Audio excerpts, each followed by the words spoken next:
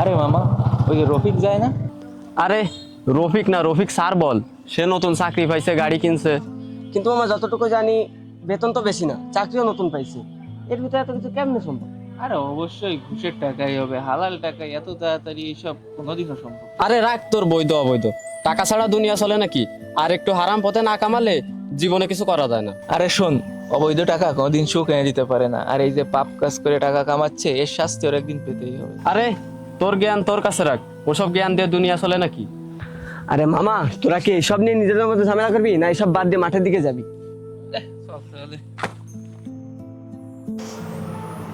আসসালামু আলাইকুম স্যার, আসবো আমি? ওয়ালাইকুম আসসালাম। আসুন। স্যার, এক সপ্তাহ ধরে অফিসে আসতেছি, আমার ফাইলটা একটু দয়া করে ছাড়িয়ে দেন। দেখেন স্যার, আমি আপনাকে আগে বলেছি এগুলো টাকা ছাড়া সম্ভব না, আমাদের তো অফিসিয়াল অনেক খরচপাতি আছে। স্যার, আমি খুব গরিব মানুষ, আমার উপর একটু দয়া করেন, আমার ফাইলটা ছাড়িয়ে দেন। এই স্যার, বাংলা কথা বোঝেন না? টাকা ছাড়া আমি কিছু করতে পারবো না, এখান থেকে যান তো।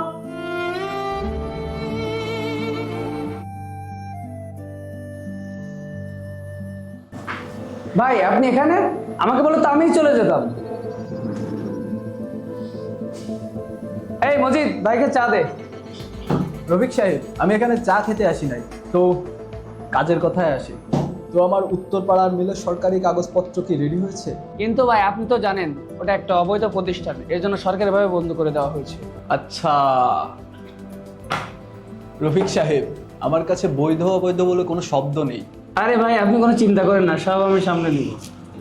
রফিক সাহেব, কথাটা যেন মনে থাকে, আমার জন্য দ্বিতীয়বার আর আসতে না হয়। কিরে মামা, সোহাইব আজকে আসবে না নাকি? কখন থেকেই তো দাঁড়িয়ে আছি, ওকে একটা ফোন দে তো। আচ্ছা, কিরে মামা, কই তুই? এই তো বাড়িতে আছি। আসবি না নাকি? কখন থেকেই তো দাঁড়ায় আছি। না রে মামা, কাল ইন্টারভিউ আছে। কিসের ইন্টারভিউ? চাকরি ইন্টারভিউ। ও আচ্ছা, ও নাকি কিসের ইন্টারভিউ আছে, তাই আসবেন আজকে? হ্যাঁ রহিম সাহেব, আমি যেটা বলছেন ওটা আমি আপনার বিষয়টা দেখবেন ইনশাআল্লাহ, সমস্যা নেই। আসসালামু আলাইকুম ভাই, আসতে পারি? ওয়ালাইকুম আসসালাম। হ্যাঁ সোহাইব, ভিতরে আসো। আচ্ছা আচ্ছা, আমি আপনাকে একটু করে বলছি। ভাই ভাই, আচ্ছা দেখতেছি, বসো।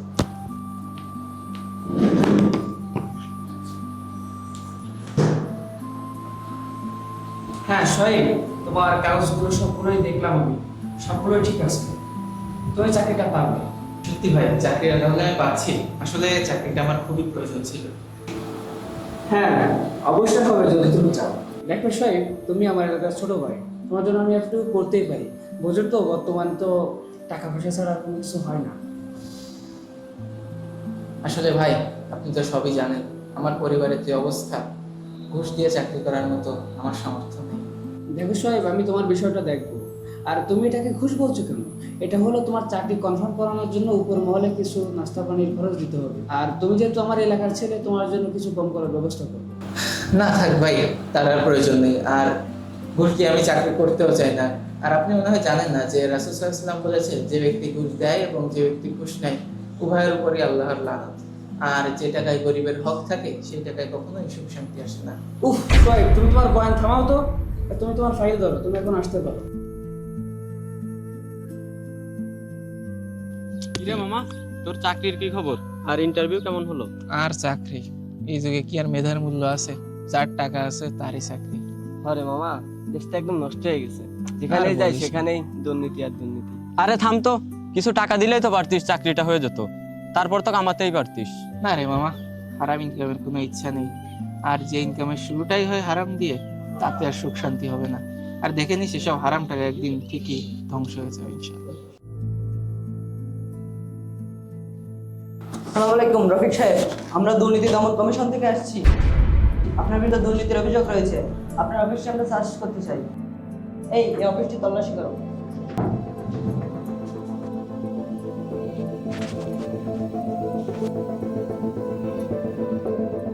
রফিক সাহেব, আপনাকে দুর্নীতির অভিযোগে গ্রেফতার করা হলো।